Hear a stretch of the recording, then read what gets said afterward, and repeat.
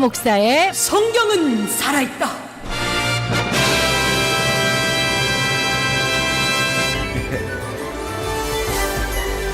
성경은 살아있습니다. 살아있습니다. 예, 오늘 이 시간은 우리가 성경 따로 세계 역사 따로 배우던 걸 한 마디 딱 통합 과정이죠? 예, 통합 과정으로 예, 성경이 성경에서만 있는 어떤 그런 자칫 진짜 성경에만 나오는 무슨 동화책에 나오는 예. 그런 걸로 착각하시는 맞아요. 분들이 계시는데 우리 역사의 현장과 함께 이렇게 비교해서 그렇죠. 같이 보시면 훨씬 더 실감이 나시지 않을까 역시 싶습니다.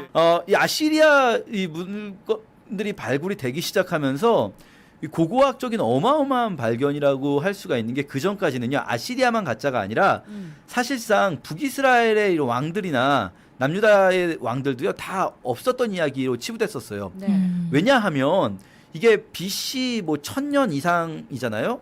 그러면 그 시기에 그 레반트 지역에 그렇게까지 발달된 통일 국가가 있지 않았을 것이다 라고 이제 여겨지고 있었던 때였고, 그렇기 때문에 이 왕들의 이름이나 이런 것도 다 가짜일 거라고 생각됐는데 네. 니느웨에서 발굴되는 이 아시리아의 어마어마한 유물들이 북이스라엘 왕들의 이름을 담고 있는 거예요. 특히 이때 등장하는 사람이 우리가 성경에서는 사실 나쁜 놈의 대명사라서 별로 중요하지 않은 인물로 여기는 아합이 있어요. 아합. 예. 아합의 아버지 오므리, 정확히는 오므리가 정말 중요한 인물인데요. 네.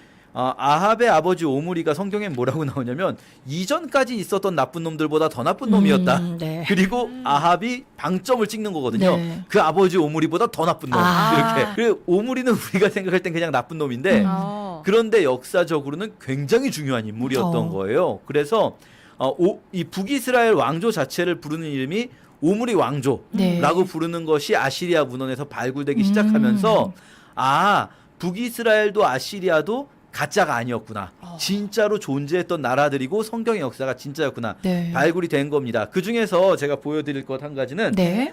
이 대형박물관에 있는 살마네셀 3세, 아시리아의 왕 살마네셀 3세의 행적을 기록한 살마네셀 3세의 석비가 발굴이 됐는데 네네. 여기서 두 번째 라인에 보면 어떤 사람이 이렇게 무릎 꿇고 엎드려 있는 장면이 있어요. 네.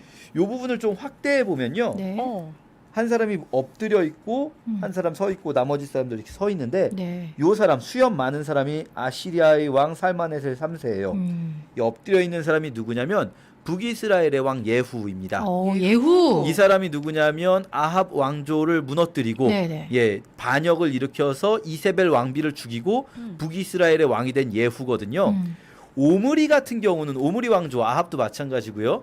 이 아시리아에 저항하는 중심 세력이었어요. 네. 레반트 지역 전에도 말씀드렸는데 이 아람이라든지 그 아래에 있는 무슨 페니키아의 나라들 두로와 시돈 또 그 아래에 있는 모압, 암몬, 에돔 이런 나라들을 전부 레반트 지역이라고 부르는데 얘네들을 묶어가지고 아시리아 저항 전선을 만드는데 주도적인 역할을 한 게 오므리와 그 아들 아합이었거든요. 네. 그런데 그 오므리 왕조를 무너뜨린 예후 같은 경우는 이제 아시리아에 좀 친하게 가까이 할 수밖에 없는 상황이 됐어요. 왜냐하면 예후가 나라를 정리해서 왕이 된 다음에 북이스라엘과 바로 붙어있는, 우리 나중에 다루게 될 텐데 아람이라는 나라가 있습니다. 네. 지금 시리아가 있는 곳이요. 아람이 하사엘이 예후의 북이스라엘을 공격하기 시작해요.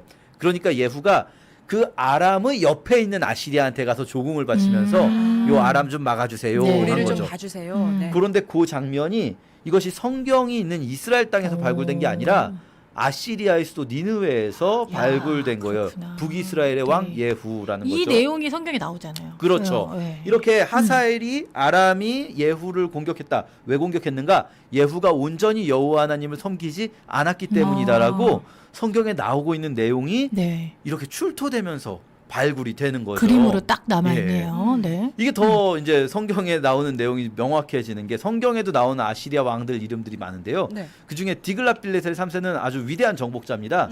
아시리아가 어마어마하게 넓은 영토를 차지하게 되는 그 상황인데요. 그때 당시에 북이스라엘의 왕은 베가라는 사람이었어요. 베가가 여기 이것도 이제 아시리아에서 발굴된 것인데요. 한 성에서 사람들이 줄지어서 나가는데 등에 뭔가 보찜을 메고 네. 도둑처럼 등에 보찜을 메고 나갑니다. 줄 서서. 네. 이게 뭐냐면 북이스라엘의 사마리아 성을 약탈했다. 이런 이야기예요. 네. 이런 이야기가 이 석비에서 발굴이 됐는데 성경에 같은 내용이 있는 거예요. 열왕기하 15장 29절에 이스라엘 왕 베가 때에 아수르 왕 디글랏빌레셀이 와서 이온과 아벨벳마가와 야노아와 게데스와 하솔과 길르앗과 갈릴리와 납달리와 온 땅을 점령하고 백성을 사로잡아 아수르로 옮겼더라. 네. 요 성경의 내용이 그대로 이 석판에 기록이 되어 있었던 겁니다. 이 네. 그림만 있는 게 아니라 글도 같이 있거든요. 같이, 예. 자, 이렇게 북이스라엘이 결국은 아시리아에 의해서 멸망당하게 됩니다. 아시리아가 사마리아 성을 3년간 포위하고 사르곤 2세 때 이제 북이스라엘을 멸망시키는데요. 아시리아는 지난 시간에 말씀드렸지만 넓고 광대한 영토를 통치하기 위해서 첫 번째는 공포 정치를 했어요. 네, 무섭게. 아주 잔인하게, 네. 아주 극도로 고문을 잔인하게. 해서. 그렇죠. 근데 아무리 잔인해도요, 공포에는 한계가 있어요. 오. 결국 사람들은 자꾸 독립운동을 하려고 하거든요. 맞아요, 맞아요. 이 부분을 이제 고민을 많이 해야 돼요. 이 넓은 제국을 유지하기 위해서는. 네. 아시리아가 이제 제일 먼저 이 광활한 영토를 차지한 대제국이라고 할 수 있는데, 아시리아가 이렇게 가만히 보니까 뭘 생각하게 되냐면, 왜 독립운동을 자꾸 하려고 하나, 이렇게 무섭게 하는데도 왜 독립운동을 자꾸 하나 보니까 민족 정신이라는 게 남아있어서 그래요. 그렇죠. 아시리아가 생각한 거예요. 민족이라는 개념이 남아있으니까 독립을 하는 건데, 자꾸. 민족이라는 개념이 아예 없어져 버리면 어떻게 될까? 어. 독립을 할 필요가 없잖아요. 그냥 다 오. 아시리아 시민이 되는 거니까. 그래서 아시리아는 어떻게 했냐면요. 아시리아가 통치하는 모든 그 식민지에 있는 사람들을 강제 이주시켰어요. 이건 어마어마한 대작업이에요. 이거는. 그래서 그것이 열왕기하 17장 24절에 보면 이렇게 되어 있습니다. 아수르 왕이 바벨론과 구다와 아와와 하맛과 스발와임에서 사람을 옮겨다가 이스라엘 자손을 대신하여 사마리아 여러 성읍에 두매 그들이 사마리아를 차지하고 여러 성읍에 거주하니라. 어. 자, 여기서부터 탄생되는 민족이 있어요. 사마리아인이에요. 그러니까 북이스라엘에는 원래는요. 북이스라엘에는 이스라엘의 10개 지파가 살고 있었어요. 이스라엘 10개 지파가 북이스라엘에 살고 있었는데 이 10개 지파는 사라지게 돼요. 다 흩어지고 뿔뿔이 흩어지게 되고 그리고 외부에서 흘러들어온 사람들과 혼합되면서 이때부터 원래 사마리아는 도시의 이름이에요. 수도 이름이 사마리아였습니다. 네. 그런데 북왕국 지역 전체를 일컫는 지역명이 사마리아가 되는 거죠. 그리고 신약 시대까지 이어지는 사마리아인이 이때 등장하게 돼요. 네. 사마리아인들은 혼혈민족이었기 때문에 또 종교도 좀 애매하게 그렇겠네요. 비슷하지만 약간 달랐기 네네. 때문에 네. 신약 시대에는 굉장히 사이가 안 좋습니다. 사마리아인들. 지금은 사실 유대인들하고 사이가 안 좋지도 않아요. 왜냐하면 이분들 800명밖에 안 남아있기 때문에 그러네요. 약간 어떻게 보면 제가 가서 느꼈던 거는 인디언 그 전통 그 네. 인디언들처럼 네. 이들도 부족처럼, 예, 약간 작은 그 부족, 네. 도시 안에서 음. 고대 부족이 남아 있는 것처럼 그렇게 아. 예, 살아가고 계시거든요. 딱 두 군데 모여 네. 살고 계시는데 네. 이제 아시리아에 관해서 이제 마무리를 좀 하면서 네. 아시리아가 이제 북왕국 이스라엘을 멸망시킨 후에 북왕국 아래에 이제 남유다가 남아 있었거든요. 남유다가 있는데 이 남유다도 아시리아가 공격을 하겠죠. 가만둘 리가 없죠. 그때 남유다의 왕이 히스기야였어요. 남유다를 공격하려고 아시리아의 사네립 왕이 공격을 했었다라는 성경의 기록이 있는데 그것을 라기스라는 도시를 점령하고 사네립이 차지했다고 했거든요. 근데 이 라기스 공성전에 관한 벽화가 역시 발견됐어요. 요것도 대형박물관에 있는 거 제가 지난 시간에 네. 한번 보여드렸었어요. 그리고 사네립 비문이라는 게 또 발견이 됐어요. 사네립 프리즘 혹은 테일러 프리즘이라고도 말하는데 여기에 보면 그 내용이 그대로 담겨 있어요. 사네립이 남유다를 공격하러 갔고 유다왕 히스기야를 만났다. 근데 재밌는 거는 이 고대의 기록들의 공통점이기도 한데요. 다들 자기들이 이겼다고 써놨어요. 아 정말요? 그러니까 우리 성경에서는 네. 히스기야가 아시리아를 막아냈거든요. 네. 분명히. 근데 이제 사네립 프리즘에 보면은 사네립이 갔는데 정복은 하지 않고 정복 못했다는 게 사실인 거예요. 역사적으로. 네. 근데 히스기야가 많은 그 공물을 바쳤다. 이렇게 나오거든요. 근데 요거는 우리가 이제 어떻게 이해하냐면 실제로 우리 열왕기에 보면 열왕기하에서 어떻게 돼 있냐면요. 사네립이 쳐들어왔을 때 처음엔요. 히스기야가 공물을 바친다고 했어요. 그리고 바쳤어요. 공물을 바치기 위해서 어떻게까지 했냐면 금과 은을 바치기 위해 성전 문에 금으로 이렇게 도금을 해놨잖아요. 그 금박을 다 떼어가지고까지 금을 모아서 바쳤거든요. 네. 근데 이 사네립 나쁜 녀석이 금을 바치고 났는데도 정복하겠다 그러면서 쳐들어와요. 그래가지고 그때 랍사게 장군을 보내죠. 랍사게 랍사리스를 보내는데 랍사게 장군이 예루살렘 앞에 와가지고 막 소리를 지르면서 막 하나님을 모욕하죠. 그런데 이 말을 이제 히브리어로 하는 거예요. 그러니까 히브리인 지도자들이 우리가 당신네 나라 말 알아들으니까 당신네 나라 말로 해주세요. 우리 백성들이 듣지만 않게.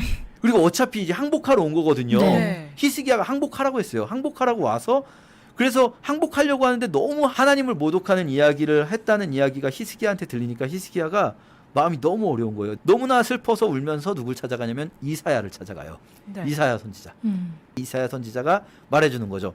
저놈들은 저 아시리아 저 군대는 이 하나님의 성 시온을 향해서 화살 한 대도 쏘지 못하고 방패도 이쪽을 향하여서 들지 못하고 아주 그냥 아무것도 못하고 돌아가게 될 거다라고 선언을 했고 히스기야가 그걸 믿으니까 그 다음날 말도 안 되게 아시리아 군대가 퇴각을 해버려요. 네. 오. 이거 말이 안 되잖아요. 그렇죠. 근데 헤로도토스의 역사가 있어요. 네. 이건 이 사람은 뭐 기독교가 아무 상관이 없는 사람이죠. 그리스 역사가인데 헤로도토스의 역사에 이 내용이 기록돼 있어요. 실제로 사네립의 군대가 퇴각했어요.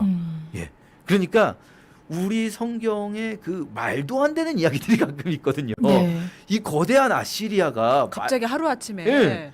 이 거대한 아시리아가 예루살렘이라는 조그만 성 하나를 어쩌지 못하고 퇴각했다는 이야기가 역사를 통해서 증명이 되는 거예요.